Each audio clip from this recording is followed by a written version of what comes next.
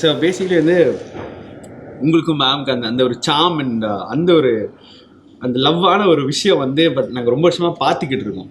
இந்த மாதிரி இருக்க பசங்களுக்கு வந்து ஏதோ ஒரு சின்ன டிப்ஸ், அதாவது ஒரு ஹெல்த்தியான ரிலேஷன்ஷிப் ஃபார் அவர் எடுத்துகிட்டு போகிறதுக்கு ஒரு சின்ன ஒரு டிப். ஹெல்த்தியான ரிலேஷன்ஷிப் வந்து கிவ் அண்ட் டேக் இருக்கணும் முதல்ல. அது வந்து விட்டு கொடுக்கின்ற மனப்பான்மை இருந்தாலே வாழ்க்கை நல்லாயிருக்கும். அது ஒரு கதை எப்பவுமே சொல்லுவேன். ஆண்மானும் பெண்மானும் வந்து தண்ணி இல்லைன்னு சொல்லி தண்ணியை தேடி போச்சான். அப்போ பார்த்தா கொஞ்சோண்டு தண்ணி இருந்திருக்கு. ஸோ ஆண்மான் என்ன படிச்சு போயிட்டு குடிக்க போகும்போது அது குடிச்சிட்டேன்னா ஃபுல்லாக குடிச்சிட்டா பெண்மானுக்கு வந்து தண்ணி இருக்காதுன்னு சொல்லி அது குடிக்கிற மாதிரி பாவலா பண்ணிட்டு வந்துருச்சான். பெண்மானும் இதே தான் நம்மளுக்காக விட்டு கொடுத்துருக்கான்னு சொல்லி இதுதான் வந்து விட்டு கொடுத்தாள். So there should be a compromise somewhere. விட்டு கொடுத்து போனாலே போயிடும். கோபமாக இருந்துச்சு வச்சுக்கோனேன், சின்ன டிப்பு, ரொம்ப கோபமாக இருந்துச்சுன்னா ஆர்கியூமெண்ட் பண்ணாமல் இருக்கிறது நல்லது. உடனே அவங்க சொல்லுவாங்க, பார்த்தீங்களா ஓடுறீங்களா, பேசிட்டு போங்க அப்படின்வாங்க. பரவாயில்ல, நம்ம ஓடுறேன்னு சொல்லிட்டு ஓடிடணும். அப்புறமா வரணும், ஒரு 2 ஹவர் சென்று வந்தோடனே கொஞ்சம் காமாக இருந்தால் பேசணும்.